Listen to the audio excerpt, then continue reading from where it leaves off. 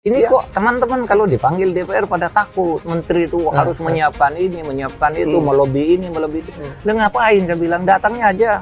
Lu kalau ditanya gitu, ya dijawab aja, ditanya kenapa? Kalau Anda tidak salah jawab aja, kalau saya ditanya ya jawab gitu aja. Ini biar ada keseimbangan lah di dalam demokrasi itu. Ada poros-poros kekuasaan. Jangan DPR itu pengawas. Lo pengawas itu tidak lebih tinggi loh itu. Hanya fungsinya aja daripada pengawas. Iya. Minimal sejajar ya Pak? Minimal sejajar. Saya selama ini melihat kalau menteri ke DPR kok seperti bawahan ya. Ada yang dimarah-marah. Ada yang dimarah-marahin. Macam-macam. Kalau saya jangan dong kalau saya. Jangan dimarahin. Kita nih sejajar gitu. Memang Anda siapa, saya siapa kan gitu. Tapi sebagian lain mungkin banyak juga orang yang suka dengan Pak Mahfud gitu, yang dianggap tegas, berani, dan frontal sekali.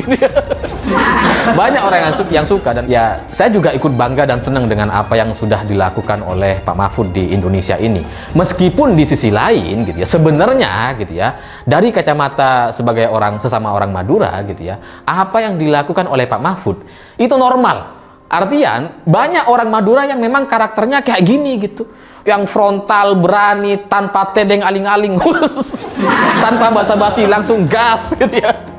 Itu banyak, dan itu memang jadi karakter gitu. Banyak orang Madura yang karakternya mirip-mirip seperti Pak Mahfud MD ini. Menko Polhukam Mahfud MD. Karena apa? Pada saat kita lihat ya, ada rapat khusus, rapat kerja antara Komisi 3 DPR RI dengan Ketua PPATK. Kita bisa melihat bagaimana dalam tanda kutip ini Ketua PPATK Ivan Yustivianda itu terlihat sepertinya terintimidasi oleh Benika Harman, Komisi 3 DPR RI. Ada berbagai macam pertanyaan dan juga pernyataan yang intinya adalah menyalahkan PPATK dan juga Menko Polhukam. Mahfud MD, Menteri jangan takut dengan DPR. Menko Polhukam Mahfud MD meminta para menteri Kabinet Indonesia Maju tidak perlu takut saat dipanggil DPR dalam rapat kerja. DPR bukan atas para menteri. Fungsi DPR sebagai pengawas pemerintah dan posisinya tidak lebih tinggi daripada para menteri. Hal tersebut disampaikan Mahfud MD dalam saluran YouTube Helmi Yahya Bicara yang diunggah Minggu 16 April. Teman-teman menteri, kalau dipanggil DPR pada takut, menteri harus menyiapkan ini, menyiapkan itu, melobi ini, melobi itu. Ngapain? Saya bilang, datangi aja, kalau ditanya ya dijawab, kalau tidak salah ya jawab aja, katanya. Saat mengikuti rapat kerja di DPR, lanjut Mahfud, seolah-olah menteri adalah bawahan DPR. Mahfud pun mengoreksi hal itu. Kedudukan DPR dan menteri minimal sejajar. Oleh karena itu, Mahfud meminta agar dalam rapat kerja anggota DPR tidak memarahi menteri. Saya melihat kalau menteri datang ke DPR dimarah-marahi. Saya bilang, jangan dong, kita ini sejajar.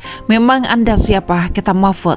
Pada kesempatan itu, Mahfud bercerita tentang rencana Komisi 3 DPR mengundang dirinya untuk memberikan penjelasan tentang transaksi mencurigakan 349 triliun rupiah di Kementerian Keuangan.